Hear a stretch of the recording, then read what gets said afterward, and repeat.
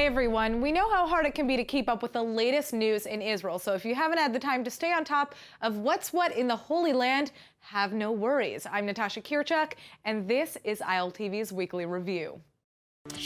Now, unfortunately, we are entering the new year in the wake of some of the deadliest anti-Semitic attacks in the United States to date, and the numbers seem to be picking up speed, especially as New York's new bail law is now in effect, essentially removing most of the deterrence from would-be assailants. Well, just to highlight the severity of how often these attacks are actually really happening, we've put together a list of just some of the crimes of the past few weeks. November 11th, 3 youths throw eggs at a Jewish mother and child. It's the 5th assault in 48 hours in Borough Park, New York. Then a week and a half later, on November 20th, a 29-year-old Orthodox teacher is beaten and stabbed on the way to synagogue in Muncie.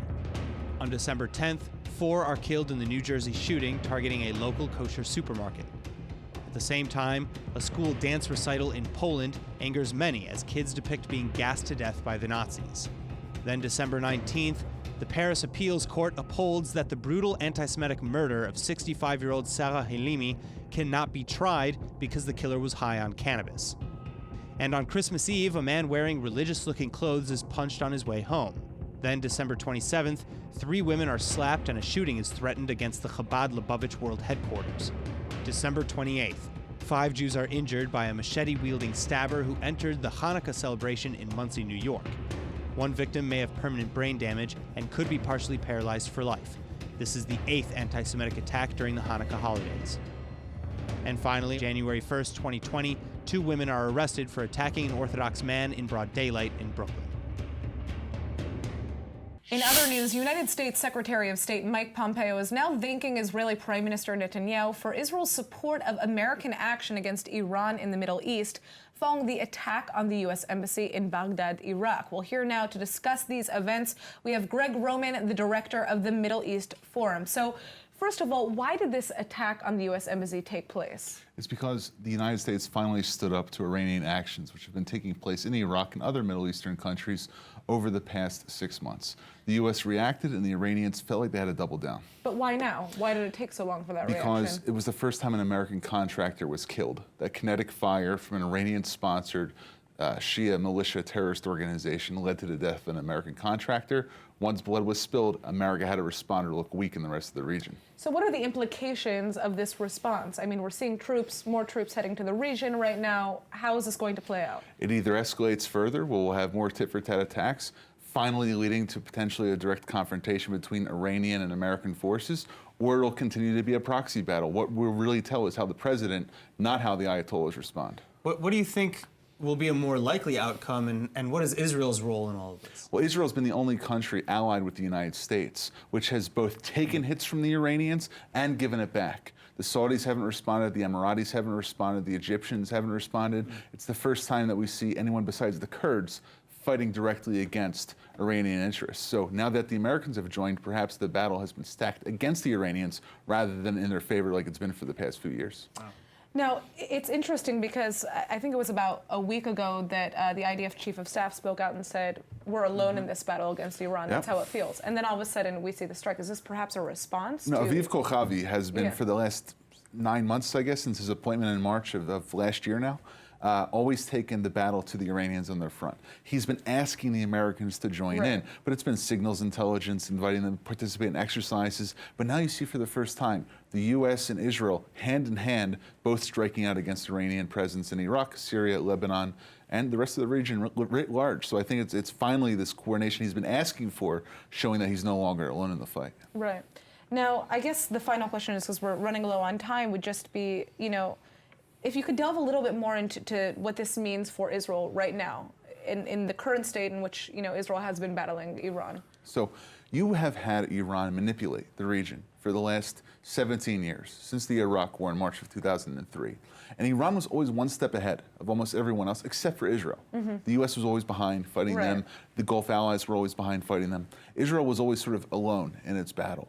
But now that you've had regional discontent against Iran coming from the Syrians, from the Lebanese, from the Iraqis, and the Americans have now shown that they will no longer allow Iran to play the game by their rules, but now by American rules, I think this is a net benefit for Israel. And we'll see that the U.S. and Israel working together may actually come to have Iran backtrack its progress and perhaps go back to its borders rather than influencing us here on ours. All right, thank you so much for you. joining Thank you. us with this update. Shocking news from the United States. 5 people have been injured in a mass stabbing attack in a residential synagogue in upstate New York. ILTV's Shanna Fold joins us from New York with the story. Yes, Natasha and Aaron, what started as a Hanukkah celebration ended in a nightmare for residents in upstate New York. Dozens gathered together in Muncie to light the 7th candle of Hanukkah when a man broke in with a machete and began his attack.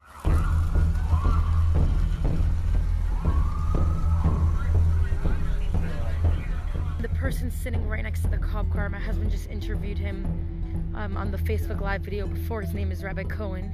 He's one of the heroes of the attack that started throwing chairs and tables at the attacker who had a machete on him. And they threw so many tables and chairs. They said at first he was able to still stab, but at one point they finally threw so many chairs and tables he fled and then tried to get into the shul to stab more people, but thank God people knew already and had locked the doors. 5 people have been injured, all of whom are ultra-Orthodox Jews, and 2 remain in critical condition. CCTV footage shows the attacker escaping in his vehicle after committing the atrocity, but he is now in police custody. The NYPD says he was apprehended in Harlem. Now, no motive for the attack has yet been reported by the police, but it is widely being seen as anti-Semitic, and Israeli and American officials are outraged. ישראל מגנה בכל תוקף את גילויי האנטישמיות האחרונים ואת ההתקפה האכזרית באמצע חג החנוכה בבית הרב במונסי בניו יורק. אנחנו שולחים איחולי החלמה לפצועים, אנחנו נשתף פעולה בכל דרך עם הרשויות המקומיות כדי לסייע להם למגר את התופעה הזאת. אנחנו מציעים את העזרה הזאת אגב בכל מדינה ומדינה. This is the 8th reported violent anti-Semitic attack in New York just since the beginning of Hanukkah, December 22nd. The other attacks include unprovoked assaults on the elderly as well as Jewish men, women, and children. This latest incident comes just a few weeks after the December 10th shooting at the J.C. Kosher supermarket in New Jersey, which killed 3 people. Jews have been the victims in 60% of the religiously motivated hate crimes reported in 2018, according to the FBI. There has also been a 105% increase in physical assaults on Jews in the past year. Now, New York City Mayor Bill de Blasio says that he's increasing police protection for Jewish communities across the city. I'm standing in front of a synagogue in South Queens where congregants say they feel threatened and that they've been left reeling after last night's attack. Many recognize that Rockland County is just a hop, skip, and a jump away, and that much of their community come from places in Brooklyn and Queens. We're trying to find ways to strengthen our security, but yeah, I mean, last night I was very saddened for the victims and their families, and immediately my mind went to our shul and our family and our greater community and what we could do to protect ourselves to make sure this doesn't happen to us. In other news, the Likud party's primaries are finished, and it looks like incumbent leader Benjamin Netanyahu will continue at his post. It's one more election down and another to go for Israeli Prime Minister Netanyahu this week as he claims victory in the Likud party primaries with a resounding 72.5% of the vote. And following the landslide victory over party rival Gideon Sa'ar on Thursday, Sa'ar called Netanyahu to congratulate him and concede, though he maintains that his contest was right and necessary for the party going forward. Well, Netanyahu, for his part, thanked his supporters after counting down to the end of the vote live on Facebook. דקה אחרונה, אני רוצה להגיד תודה מקרב לב על התמיכה. אתם נהדרים, גם בכנסים וגם במפגשים, בבתים, באולמות, באינטרנט, בהפגנות. פשוט לא יאומן. During his countdown, he was even reaching out to individuals who went out to cast their ballots, and Ricky Braun, for one, couldn't believe her ears as the Prime Minister's voice rang through her phone. ריקי על הקו? ריקי על הקו, אני רוצה לדבר. לא, מדבר בנימין נתניהו, זה לא פייק. לא פייק. תסתכלי בפייסבוק, תפתחי. יש לך?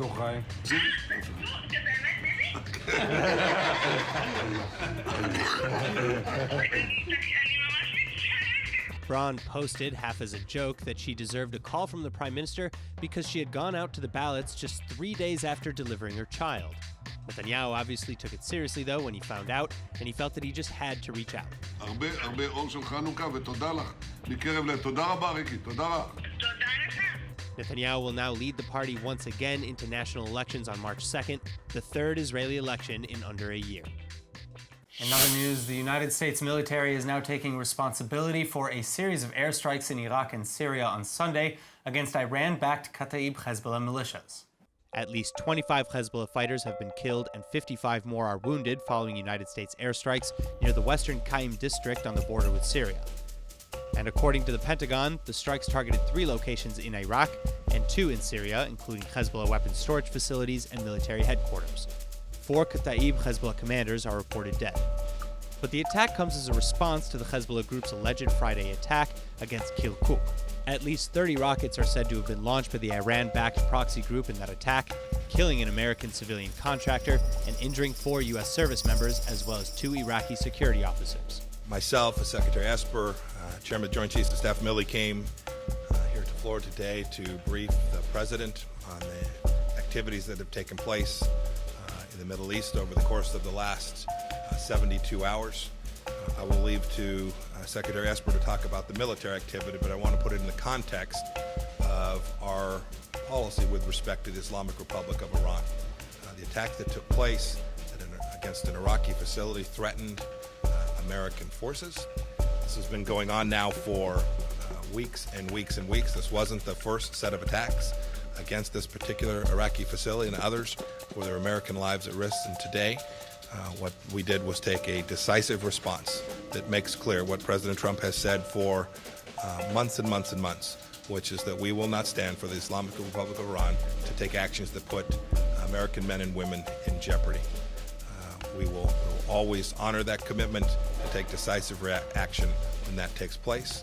And we continue to demand that the Islamic Republic of Iran act in a way that is consistent with what I laid out back in May of 2018 for what it is that we expect Iran to do so that it can rejoin the community of nations. Meanwhile, Iran is currently in the midst of a 4-day naval drill in cooperation with Russia and China, and Iranian officials and news agencies say that it shows how strong Iran is in the face of the U.S. But Israel is applauding the United States strikes, with IDF Chief of Staff Aviv Kochavi predicting that 2020 will bring with it a high possibility of war with Iran and its proxies along the northern border. For the first time in history, a massive $20 billion lawsuit has now been filed in Israel against the Arab Bank of Jordan for supporting and financing terrorist activities. The unprecedented suit is the first against a bank for this type of crime, and it's filed by over 1,100 prosecutors, victims, and family of victims of terror attacks committed between 1995 and 2005. Also, the alleged crimes include financing for terrorist attacks orchestrated by Hamas, the Islamic Jihad, and Fatah, among others. Attacks like suicide bombings and shootings that have killed hundreds of civilians and wounded thousands more. And the Arab Bank, finally, is alleged to have participated knowingly.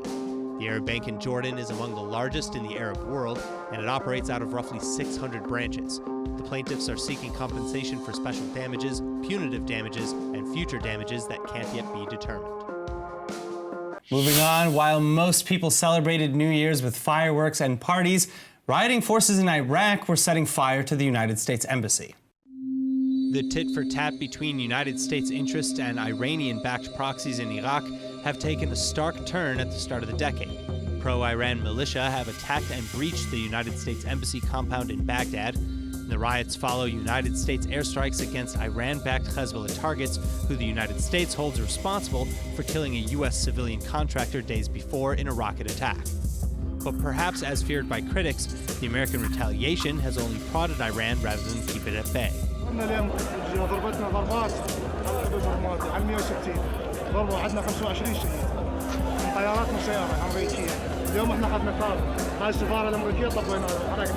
Well, the compound has since been secured, and President Trump thanked Iraqi leaders for their rapid response. But he's also now diverted at least 750 U.S. forces from Kuwait to Iraq. And Trump is now again warning Iran against further action, saying a battle would be a bad idea for them to start. I don't think that would be a good idea for Iran. It wouldn't last very long. Do I want to? No. I want to have peace. I like peace. And Iran should want peace more than anybody. So I don't see that happening. No, I don't think Iran would want that to happen. It would go very quickly. Meanwhile, Israeli military chiefs have been watching these events unfold closely. Any potential conflict with Tehran could develop into a wider-scale war that may spill over into Israeli territory. Moving back now to politics in Israel, with the primaries out of the way, it seems that Prime Minister Netanyahu next battle will likely be in his push for Knesset immunity. אני רוצה להגיד לכם דבר אחד, חסינות היא לא נגד הדמוקרטיה, חסינות היא אבן יסוד בדמוקרטיה. יש חסינות אחת שאני מבקש כבר עכשיו, חסינות מפני תעמולת הסרק של גנץ, לפיד וחבריהם. אי אפשר כבר לשמוע את זה. These words, delivered to supporters at a Hanukkah menorah lighting ceremony, indicate that the Prime Minister will likely request Knesset immunity from the 3 cases against him. Netanyahu now has less than 48 hours to formally request this benefit, though, before his opportunity to do so is forfeit. And he has consistently evaded questions on whether he'll seek immunity or not. However, if he does file his request, he faces an uphill battle as well. Polls published Sunday show that a narrow majority of Israelis oppose giving Netanyahu immunity from the cases he faces. Again, though, Netanyahu says that immunity is necessary for the democracy, and he's even publishing archive video of then Knesset Speaker Reuven Rivlin to prove his point. צריך לזכור מהו ההיגיון שעומד מאחורי החסינות. אם הפרקליטות, אם מוסדות החקירה והשלטונות החוקרים יבואו ויחליטו שהם רוצים לצורך פוליטי לבוא ולנטרל חבר כנסת, הם יפתחו נגדו בחקירה, ודברים היו מעולם. ודברים היו מעולם כאן במדינת ישראל. אנשים אשר עמדו להיות... למרות שלא היה חומר... בוודאי. Now, whether he receives immunity from the Knesset or not, one thing is certain. The mere request would delay any potential trial by months, as the temporary Knesset cannot even vote on such a matter, meaning the final decision wouldn't be handed down until after the March 2nd elections. All right, now get this. An Israeli family received the surprise of a lifetime this week. You've got to hear this. It's always exciting to receive a package in the mail, but Israeli journalist Nadav Bulstein just couldn't believe what he found when he opened up a delivery from Amazon with his young daughters. זאת החבילה שהגיעה מאמזון. הנה הטאבלטים של הבנות. והנה כאן מתחת צנצנת הגרס שאיכשהו הגיע לכאן. That's right. Nadav had planned to surprise his little girls with electronic tablets. But when they found another gift, a pill bottle full of 42 grams of pot labeled for my husband with my love, he had some explaining to do. Nadav has already filed a complaint with the police, who arrived at his home and confiscated the marijuana. But the circumstances of the unusual delivery are being investigated. And joining us now is Nadav Bulstein himself. Hello. Hello, Natasha. All right, so what was your reaction when you received this package? What did you tell your kids? Well, obviously, we were shocked. I mean, I ordered these tablets on Black Friday like a month ago. It was for their birthday. I have baby twin daughters. And it arrived late, so they really wanted to open the box with me. We were, me, my daughters, and my mother-in-law together when we opened the box, and it was sealed like nobody ever touched it. Like this strange pink jar, which I obviously didn't know for sure, but I had a good guess it's weed.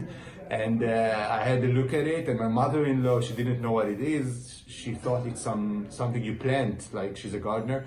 And I told her, no, I think it's grass. I think it's weed. And she said, oh my God, somebody's framing us, somebody's framing you. Where are the police? She got really excited about it. And the funny thing is that I didn't want to leave it at home, so I took it with me when I went to work. And while I was driving, I was thinking, oh my God, if a policeman will stop me and see it, who on earth would believe that I got it from Amazon with my kids' tablets? All right, well, so were you worried that you would get in trouble? Like, how did the police react to all this? I didn't think I'd get in trouble because I'm really like a super nerd. I never smoked weed in my life, so I knew nobody would believe that I ordered it, but obviously I called police. They were really surprised, but then a policeman came to our house, he took it, he labeled it, and they said they're starting an investigation about it. Have you gotten a response from Amazon? Well, I don't know if you ever tried it, Natasha, but speaking with somebody from Amazon, it's harder than, I don't know, than anything. I mean, I can't get to a human representative. I sent emails, they all are they returned the email back to me like with no response. So not yet, I haven't spoken with anybody from Amazon. All right, how crazy. What a crazy story. That's insane, but all right. Thank you. Got any extra cash to spare? The world's most expensive menorah is now visible to the public, and ILTV's Nittany Manson has the scoop. This is the Rental Menorah, and it's valued at a whopping $563,000. But sorry, you can't buy it. This historical artifact is 266 years old and is now on display just in time for Hanukkah at Amsterdam's Jewish Historical Museum. So why is this menorah so special? Well, it was built back in 1753 and is a relic from the golden age of the Dutch Jewish community that was almost completely wiped out during the Holocaust. The massive menorah was built by a master silversmith before being donated to the Great Synagogue of Amsterdam. But during World War II, it disappeared when the temple was looted. And it's still not known who hid the rental menorah, but it is believed to have been concealed inside of a piece of furniture. Its wooden base was never found, which is why it's been under restoration and out of the public eye for quite some time. Well, now that it's been reassembled, the Dutch Jewish community has even more of a reason to celebrate Hanukkah this year. And now here's some groundbreaking news. Israeli exports have soared by 70% over the last decade, increasing by an average of just over 5% every year. And this year, Israeli exports are forecasted to climb to $114 billion. So what is Israel exporting? Well, the hefty increase over the last decade has been fueled by the soaring exports of services, and most notably high-tech exports. Cut diamonds, pharmaceuticals, software, and agriculture products are also among Israel's biggest exports. And where are all these goods headed? Well, over the last decade, the greatest increases in exports have been to China, the UK, Japan, Turkey, and Brazil. Israel's also signed 7 new free trade agreements and is in negotiations to secure new deals with nations including China, Russia, Vietnam, and Kazakhstan. That's it for ILTV's weekly review. See you next week.